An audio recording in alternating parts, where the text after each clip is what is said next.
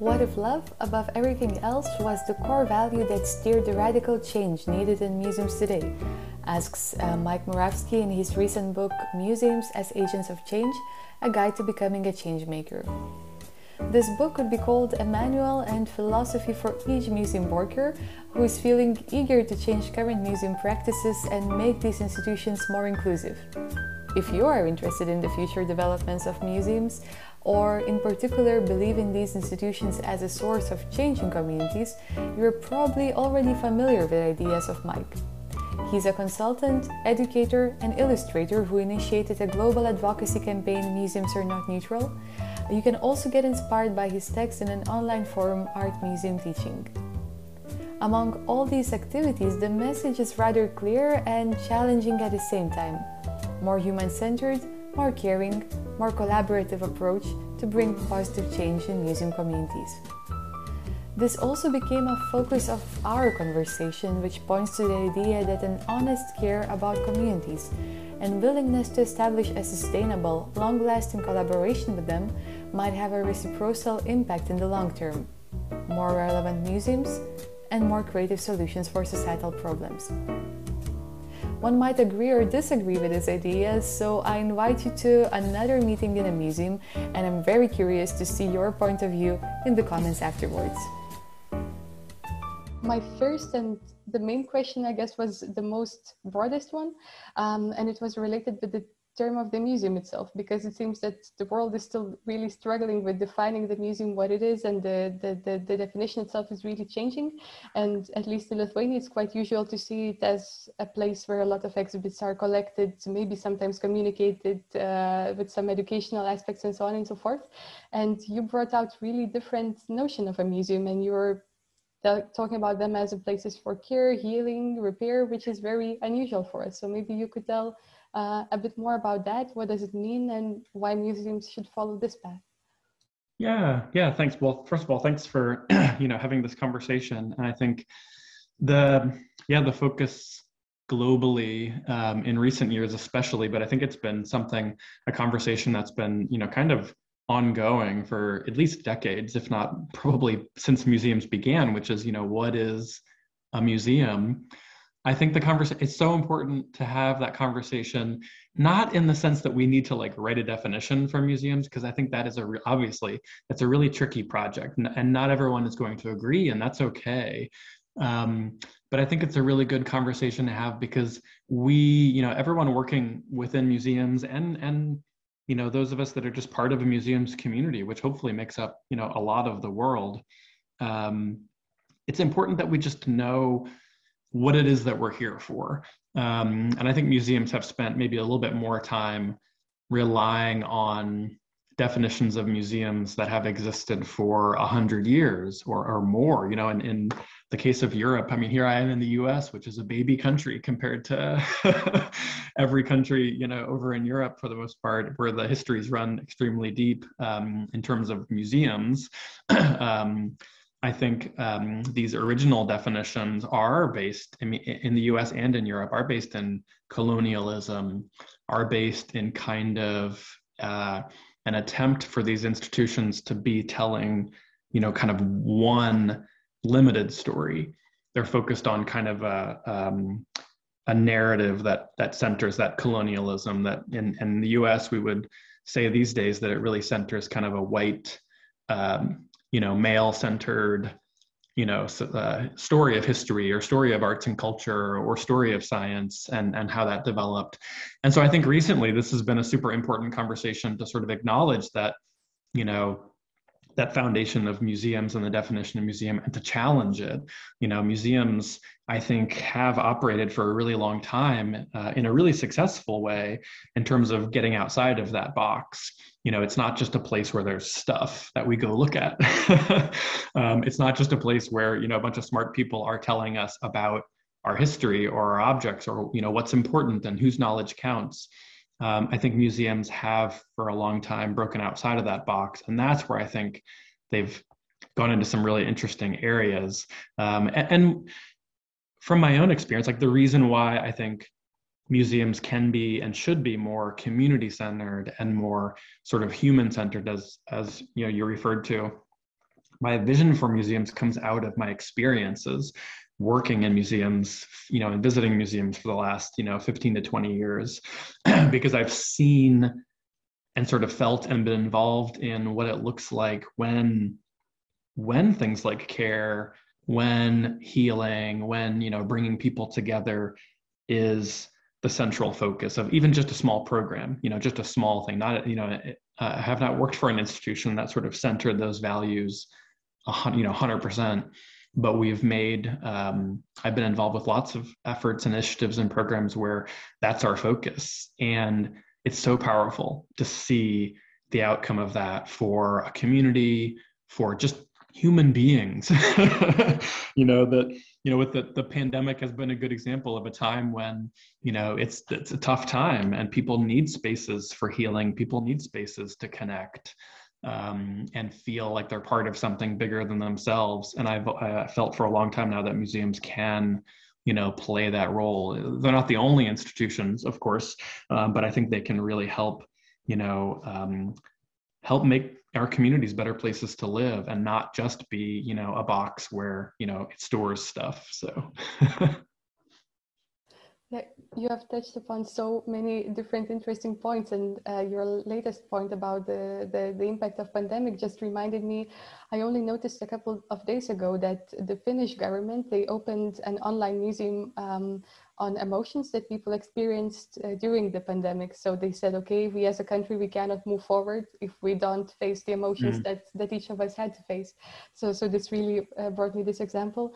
But then on the other hand, I was thinking about what you said, and it seems if we're not sticking upon one definition of a museum, can we somehow define what is still a museum and what is not anymore? If museums are so open, so creative, so community-centered, should there be any limits, or we can just move on and each museum can choose their own path?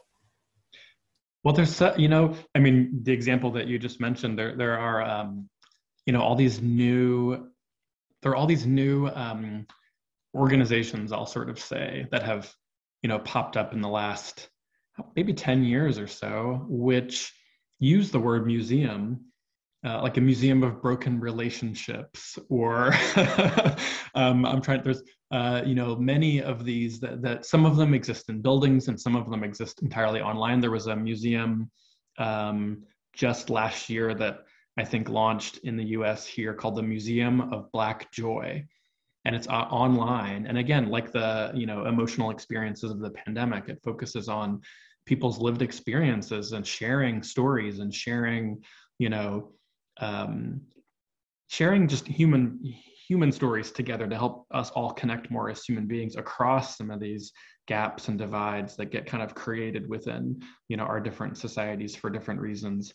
And so I always find it interesting that people will use the word museum because they could choose they could just be the Center for Black Joy or, a gallery, but the museum, I think, implies that we're still interested in the power that word holds, but also interested in radically rethinking what that means. And I think I'm more on the side of less worried about creating limitations for what a museum can be and just kind of letting go and seeing where people take it. I think especially if it's directed by, the old, gatekeepers and power players in a lot of museums. And museum is already, even if you use the traditional definition, it's so many things. Like science museums, history museums, historic houses, art museums, galleries, there's all these, natural history and all different types of local history centers. And that fits within the traditional definition of museum. But I think a lot of these institutions have hired, quote unquote, like experts to decide what's important, what should be on view, what should be collected, what should be preserved, what doesn't need to be preserved. And I think one of the exciting things about redefining museums is redefining that role. How can we open museums up, almost like flip them and turn them a little inside out so that more community members, more local residents, maybe other groups of people within the community that have never been involved in making decisions within the museum for different reasons. They've been excluded because of, racism or sexism or, different social forces that are sort of at play within a community. Let those people in and start to think about what is important, what stories should be told, and mix it up. And I think that's an exciting thing about changing the definition of museums, is that we can start to allow, there's a quote that I love, and it comes from a US activist and author named Bell Hooks. And Bell Hooks wrote in an interview just this phrase, this idea of to be changed by community. And I loved that because to me, it's such a radical idea for museums. Like, how could a museum, what's the worst thing that would happen if we let communities change our institutions? And really let go of some of the old baggage around, knowledge and authority and hierarchy and things like that. And I think we see it in a lot of different museums trying to make some pretty big changes these days around, who gets to control knowledge, and how do we really rethink what's going on within museums, yet still holding on to that word, that idea. Instead of jettisoning it, instead of getting rid of it and moving on to a new term, let's kind of break it down and rethink what a museum can be for the rest of the century. You have mentioned word community a lot of times, but for me it sounds and seems so challenging. At the first point is where to start to think about the community, because you have mentioned previously some very niche or specific museums, but on the other hand, we have those huge museums, and how do they define their communities, and how to focus on them, and also while trying to include them in the process of museum creation or co-creation overall, how to make sure and how to find the balance between all those groups. Maybe you have some good practices in your head.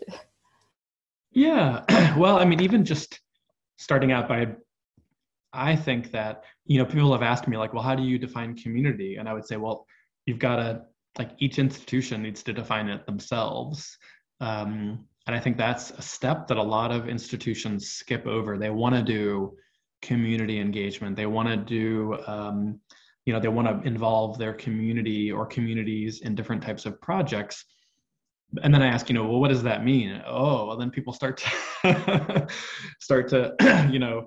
look confused because they haven't really done the work of defining, what are we talking about? And I think there's a couple ways that institutions can each define what that means for themselves. And obviously, the first thing to think about is where you're located.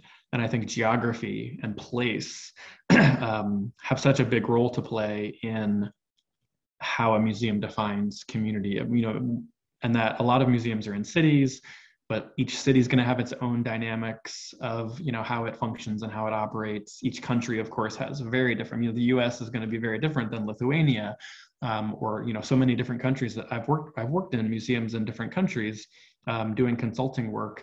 And I always start with asking, what are some of the local issues that you're what's rising up for people? What is of concern, or what are people talking about the most these days? Because it's going to be different than where I'm located. Even here within the US, there's so many different varieties. So I think where a museum is located, people need to be really responsive to that. Where are people, visiting from? So many museums don't even know where their visitors come from. And I think we make a lot of assumptions about, we're here for the public. Everyone's visiting, and we have to, make this decision or that decision because tourists are visiting us or these people are visiting us. But you have to know. You have to start asking people. For example, the museum that I most recently worked for here in Portland, in Oregon, we started finding out that really people who were visiting lived really close by. So it wasn't this big, broad geographic reach that we might have thought. It was actually super local. And so that, I think, has an impact on then the types of exhibits you might start to have and the types of programming you might do, because okay, so people are coming from a very small geographic area, so we can really start to think about that. I think another big thing to think about when defining community is sometimes museums think of community as people who are not currently visiting their museum, which is why they might need to be engaged, they might need to be reached out to. But I think it's really important to think about this through a lens of equity. So why aren't people visiting your museum? Have they been part of a group that's been excluded from the stories your museum has told, the objects they've collected? If a museum started and continues to kind of operate on this more colonial mindset, who's been excluded from that along the process? Does your staff, board, or volunteers reflect your community that you're working with and that you're living in? And so thinking about those legacies and how that sort of operates is important. And again, that's going to look so different based on where you're located. And then I think one of the, there's a lot of things to think about, but a third thing, and maybe the last thing I'd mention here, is it's really important to start to break down the separation between this idea of a museum and this idea of community. Everyone that works for a museum is part of a community, part of actually many communities. So we have to start seeing ourselves as museum professionals being also community members, and thinking about how those two overlap a lot. In the language we use about museums and community, it's usually separate. We think about the two as very different, but really they overlap completely. And so I think as we start thinking about everyone that works within a museum as a community member, we can start to think a little differently about how we act with community members. It's not always someone out there. Sometimes it's very much someone in here, and you can start to rely on that to shape how you engage communities too. It's very interesting what you mentioned while thinking about communities, that we should start to think about the content of the museum and about the stories and how people can feel included or excluded by that, because I think in Lithuania, at least, it's still quite common to think about the infrastructure costs and accessibility in those more material terms, rather to think about the content itself. So I even marked this and stressed this for myself. But I also think that it's a really important point that you made about the personnel of a museum and about the people who are working there. And I think that was also mentioned in your recent book, that that internal structure of a museum matters. And can we say that there is some kind of linkage between the internal management of a museum and its relation with communities? How inclusive the museum is inside, the more inclusive it could be with communities, or it's not possible to say it like that? Yeah, I mean, I think, what you're sort of, catching on to, I think, is this idea of, museums have to change in order to be, more community-centered, more, equitable, and more collaborative with communities. Some of these internal structures that museums have, like how they're managed, how leadership roles function, and how staff work together, they're also based on these old colonial narratives and sort of outdated systems of power. So I think those need to be changed too. To develop, maybe shared leadership within an institution could make a major shift in how a museum is working with its, with sort of communities that haven't been part of, those conversations in the past, and then just how staff work together, even just how staff feel they're treated. There are museums here in the US now that are, working together, through unions or different types of initiatives, just to look out for themselves and take care for themselves, and making sure that, that they're getting paid the right amount, that they're getting treated respectfully in the workplace. And I think if a museum isn't treating its staff, with respect and in an equitable way, how are they going to work with, new community groups that they've never worked with before in a respectful way and in an equitable way? So you're right. I think the internal structures of a museum often need to change before they can even, really start doing this sort of more authentic work that they haven't really done before. So. And then to come back to communities, you have mentioned communities like engaging with them for the first time. And I was thinking maybe you also have some good practices or good examples to share how the museum steps in the relation and starts to collaborate with the communities for the first time, because I've heard some kind of negative or a little bit awkward, if I can use this word, stories where museum is like, okay, dear people, we're here, we would like to ask you something, but we don't know how to interact with you. And then people, they are also meeting museum for the first time. It seems so far away from them.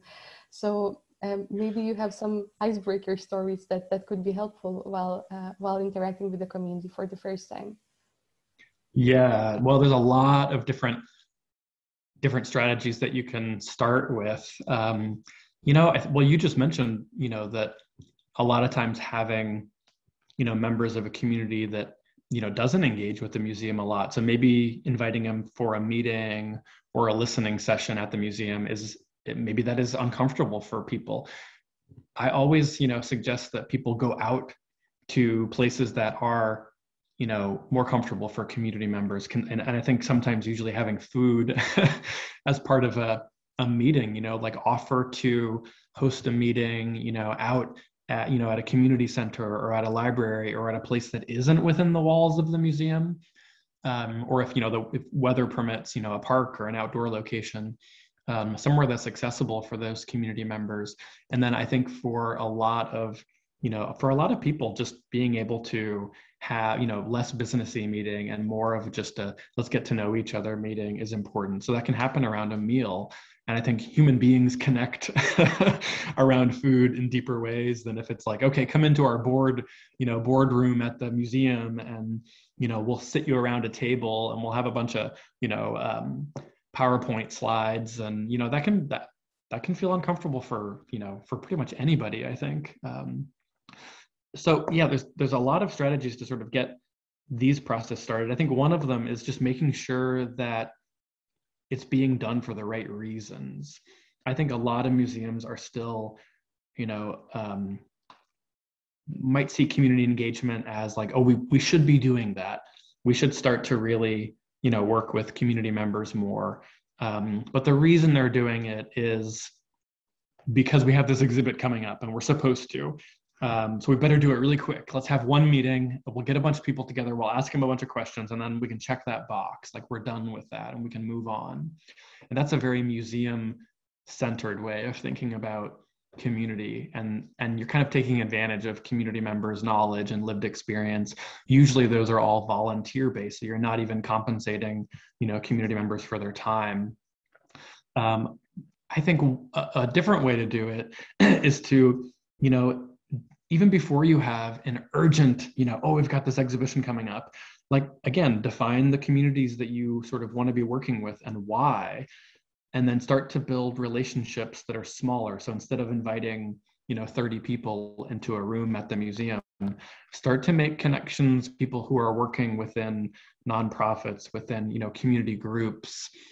Maybe there's already an organization working within that community and you can start to work with their staff and start to learn more, like do your research. There's something that one of the people that I respect the most in terms of community engagement in US museums is Nina Simon, who, has written books on the subject. And I think, this idea of doing your homework, like learn about the community, go out, like even before you start meeting with people, go there, figure out like what they care about, what matters, and start to really, think about it, and don't show up to a meeting not knowing any of the answers to these questions. And so I think there's just so much where it takes time. And I think that's a key thing for museums to know, is that you're not this isn't a 1 month, quick fix solution. Oh, let's engage our community and then we'll move on. It can sometimes, it has to be a sustained commitment. We're going to do this. It's going to take years and we're going to keep building relationships, keep building trust, and keep having conversations. And I think, I think it's something that all staff should be kind of invested in, no matter where you're located within a museum. So if we can build this into kind of everyone's job descriptions, then it isn't burdened on like one staff person. Oh, you're the community person, so you're the one that needs to go out and sort of do all of this work. But it just becomes part of what everyone is doing. And I think it actually becomes easier that way, because then it isn't on, the education person or, this new community engagement person that was hired, but it becomes part of everyone's regular practice of learning about communities, listening, having conversations, and building relationships. It sounds like a really long-term process, and I guess it's only the final phase when you have this like kind of horizontal principle or value of community inclusion. But I guess it has to start somewhere, and I guess as your book is even called Agents of Change, I guess it starts at the individual level.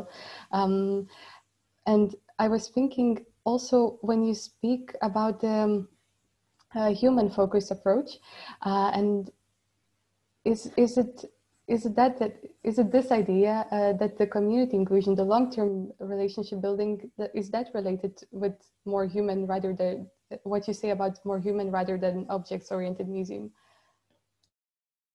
Oh, you mean, yeah, making these long-term relationships? Yeah, I think that when you're thinking about your museum's kind of purpose as more people-centered or more human-centered, then I think it's easier to dedicate the time and resources and invest in building these, relationships and thinking about, like we're working with people in our community and we're coming to the table as people ourselves.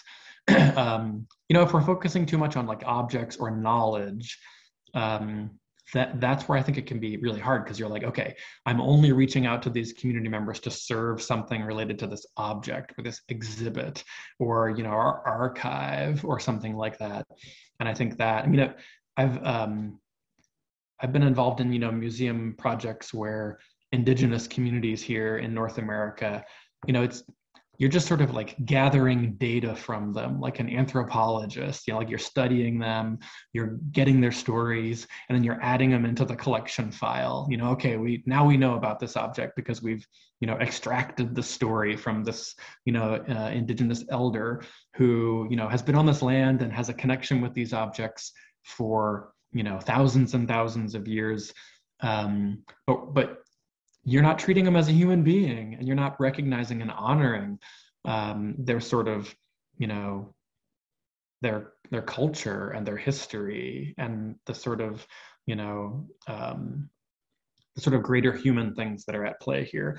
And so I think that's when like things getting very object-centered, it just makes it very hard to sort of build these relationships and build this trust. But yeah, if you can make this shift, and I think it's more of like a mindset shift, if you're very human-centered and very people-centered and you develop these core values that center around that, then that's guiding all of your decisions. So it's guiding your decisions around, exhibits and programming, but it's also guiding your decisions around budgeting, around hiring, around, like you even said, like maybe it is also guiding your decisions around physical infrastructure, where you build things, how you build things. That's all related. That all can be human-centered and people-centered. And I think that's the direction that I think when museums go towards that mindset, that's when like really powerful things can happen, and museums just become relevant to so many more people and more meaningful to our local communities than if they stay as just boxes of objects. But I guess it also means that the new museum experts or museum workers, they need completely new set of skills, because I guess a lot of them, they were trained as really strong historians. They are experts of particular century and they can tell everything about that, but maybe they're not so fluent with just compassion or empathy or some emotional work that I guess is needed for bonds building. So how do you think, what are the qualities that are the most relevant for these days museum workers? Yeah, no, I think you're right. I think, thinking long and hard about, if we're going to redefine what a museum is, we've got to redefine what we're looking for when we think about who we want to, hire to work for these institutions. And I think, I think I've seen museums already start to, kind of step back on these academic requirements and start to think more about, in the US, I know that there are people with skills in community organizing work. So they've worked to bring community groups together and achieve, things within local communities to sort of solve problems. And those skills are extremely valuable for museums. And so I've seen already institutions hire those individuals into, positions. And that's so good to see. One of the largest art museums in the U.S., the Art Institute of Chicago, just hired someone in, their head education role, which is a really senior level position, who comes from, education and social justice work. So it was just really good to see museums, instead of relying on, a PhD in art history or history, like you said, someone that has a knowledge specific, skill, but to start to look outside of that, and to think about who has those skills to take a caring approach to, community members, who has really good listening skills, who is really good. Like, we should be hiring people with education, experience and teaching experience in all kinds of roles in museums, not just education roles. And I think that, for too long, I think museums have relied on their education staff to be sort of these, connector, this connective tissue between a museum and its audience and its visitors and its community. And I think, wouldn't it be amazing if everyone that worked for a museum had those skills where they could really connect with people, sit down, have conversations, listen, and respond based on what they're hearing from people. So and it's not that difficult. Like, these things might sound radical, but it's also really easy to start making some of these changes. From what you say, it sounds like we have mentioned a lot of times community creation, connection, and so on and so forth. And it seems that museum itself, it's becoming to vanish like a separate institution. It seems that it becomes more like, I don't know, a dot or a node in a huge network, where it is creating the community, it is shaping and making impact on the community, and the communities giving a feedback and also recreating the museum. So is it possible to see, that museums cannot be treated more like a separate institutions? They're just like becoming a fluent part of just a community. That would be ideal. I think that would be such a great, I think when you say that, the kind of language that we're even using to describe that shift means that, like, in the past, museums were kind of walled off. I mean, in some cases, it's literally the case. Like, museums are in this, they have no windows in some in some cases. You have to go up these big steps to like this temple-like building. And then when you're inside of it, you have almost no connection to the outside world. Like, you're in a totally different place almost. Now museums have really started to address that in the last, probably 50 years, but still, like, I think that tells us something about how museums have always envisioned their role within their places. But if you could melt that away and start to, like, get rid of those boundaries, tear those walls down, and see museums as, just part of their communities, part of their neighborhood. I mean, I would even challenge museums to think about, like, are you a real part of your neighborhood, or are you just located there? Like, are you just plop, you're a building? Like, how much do you think about your neighbors, especially if you're in a, more urban environment where you do have a lot of people that are living nearby? Like, have you literally gone, like, knocked on people's doors to find out, what's going on in your local neighborhood? And a great example of that is here in the United States is the work that was done by the Queens Museum in New York. And they did several really focused projects. And I write about some of it in my book, where they did that. They were like, where are we located? How can you can't be everything for everyone. So who should we start to really focus on? Who should we matter the most to? And they just looked around and were like, our really local neighborhood, it would be great to just focus our resources on them and listening to them. And how can we be a part of the fabric of this community? How can we, help invest in this community? How can we honor this local community? And I think they did a really good job for the most part of helping support that. And they created spaces within the community, plazas, activities, have supported local artists and makers. So I think it's been, for the most part, a really successful example of a really large museum saying, hey, we haven't been paying attention to people that are right next door. Let's just focus on that. and not worry as much about the tourists that are visiting from all over the world. And I really respect that. I think that's such a bold move for an institution like that. And there's many other examples, but they're one that I think has done an especially good job with that. And you have also mentioned some examples, I think, of impact, like creating spaces and working with communities.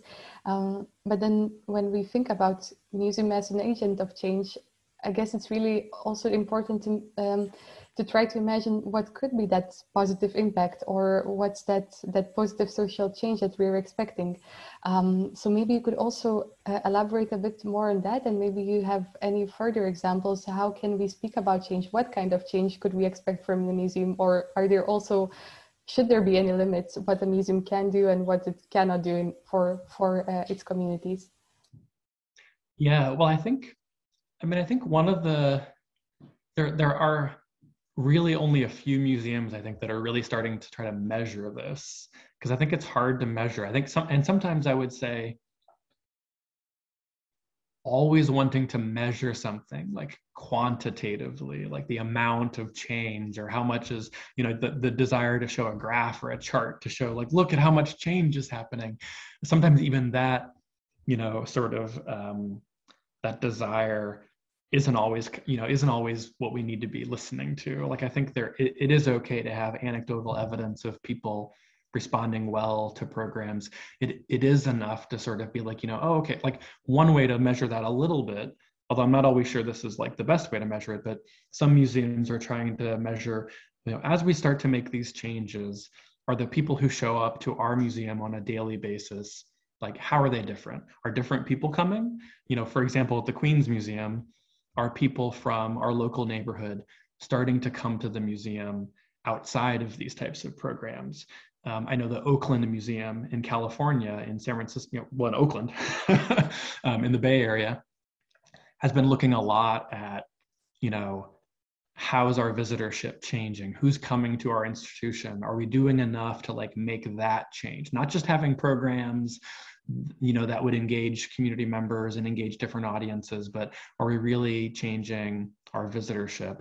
And then they're also trying to measure those social impacts, like how can we start to be a place where people can bridge across different groups and ideologies. And I think that's harder to measure, but within the US recently, especially, the politics have gotten so divisive that some museums have started to see, like, okay, how can we be a bridging space? How can we bring people together that have different ideas and then build empathy and get them to listen to each other? They're not always going to agree, but is there a way we can start to help people understand how to listen again without judging? And so there's been a handful of museums, the Minneapolis Institute of Art. I don't know if they're still investing as much in this now because they had some leadership changes, but they had invested in a whole initiative around empathy and art. And so how can art within a museum, how can exhibits and collections be used to build empathy in our visitors? So things like that, I think, and they're starting to try to measure those things a little bit. I don't have the data in front of me, but those are things they've really worked on. How can we like start to measure that by asking visitors questions around these things? So it really relies us to be starting to ask different types of questions and have, focus groups and listening conversations to sort of get at more of how our visitors are feeling. Even, the project you mentioned about collecting experiences and how people are feeling during the pandemic, like you could ask visitors, did that make a difference for you to experience other people's stories of living through the pandemic, as part of an institution, as part of a museum? And I think there's a whole series of questions you could ask to sort of start to measure the impact of that on people's own wellness and mental health and well-being as they're struggling through this, pandemic too. It's just a way of connecting people and creating a sense of belonging, creating a sense of connection at a time when everybody feels really isolated. So yeah, I think there are ways to sort of measure these changes. And then, there's been a lot of really incredible research on this idea of social capital. So how can museums think less about, collecting as many objects as they can, or having these big blockbuster exhibitions, or having, these important objects, and start to think about, start to prioritize the impact they're having on society in bigger ways. So, but yeah, I mean, and the directors of these museums that I'm mentioning, they all would agree that not every museum is thinking this way. They see themselves on sort of the cutting edge, and I would say that they're on sort of the cutting edge of where museums, are going, and I think should be going in the next, 20 to 30 years. But not everybody thinks that's the direction that museums should be going.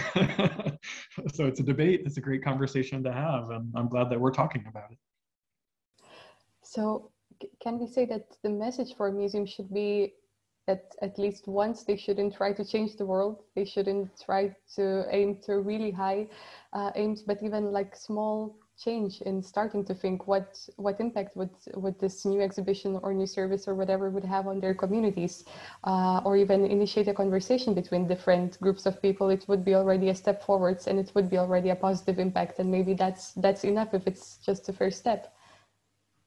Yeah, no, I think you're right. I think starting small can be, it's kind of one of these mantras that I really like, which is small is big. And I think you can make a lot of small changes and have kind of big outcomes. But I think it's an easy place to start is just, a lot of these internal conversations around, like I said, defining community. You mentioned even before that a lot of this work needs to start with us as individuals. And I think that's a great place to get started. Just ask yourself questions like, so if you're a museum professional, ask yourself, what matters most to you? Like not just in your job, but just in life, in everything. Is it family? Is it, nature and the outdoors? Is it learning that, gives you the most joy? And start to understand like what your own values are and what you really cherish in life. And I think that can be an important thing, because then, how do you start to bring those values into your work then? And how do you start to have conversations with others at your institution about what their core values are? And I think you can start to actually build this type of human-centered approach to museums, just one little conversation at a time, coffee or tea with people that you haven't, you might talk every day about getting invoices processed, and making sure you're getting, payments made to, vendors or something. But have you ever sat down and had a conversation about what each other's core values are and where they come from? Where'd you learn those core values from? And as we start to make human connections in that way, they're little bitty, but they start to change the way a museum operates internally and then externally with its audiences, its public, and its communities. So yeah, I think these small changes can have big kind of waves as things keep moving into the future. So yeah, it can be really daunting to think like, oh, we have to completely redefine our museum and change our mission and change our programming and change our hiring. And it's like, oh, just, baby steps, one step at a time. You can make radical change, and you can start it, right now. There's no reason to wait. But I would say like take some risks, get out there and start making some changes. People think that you're going to like break a museum if you start to, make these changes. But I always think the question is so important to ask, like, what is the worst thing that's going to happen if we, ask our community about this? What's the worst thing that's going to happen if we deinstall this one gallery and change it to something that's community centered? Like maybe it isn't a huge success all at first, but we're going to learn a lot from that process. And then we'll keep going in that direction. So yeah, starting small is always a good idea. You have touched upon actually my final question that I wrote down for myself. It was, what is the key question, what each employee should ask himself or herself while thinking and reflecting upon museum practices. But then you started to speak about failures. And actually that was also one of my questions. When we speak about community and when we speak about involvement and collaboration, people, I think, always are afraid to do something that is new and risky. And you asked what could be the worst. And I was just wondering, can there be anything bad? And is there something that we could learn upfront to avoid this bad thing happening? Yeah. let's end with the bad thing happening. Yeah. I think it's a really important question, because I think, I think that you can, I think another mantra in addition to, small is big when it comes to change, and another one that's really important to even just like write down on the back of your hand is, do no harm.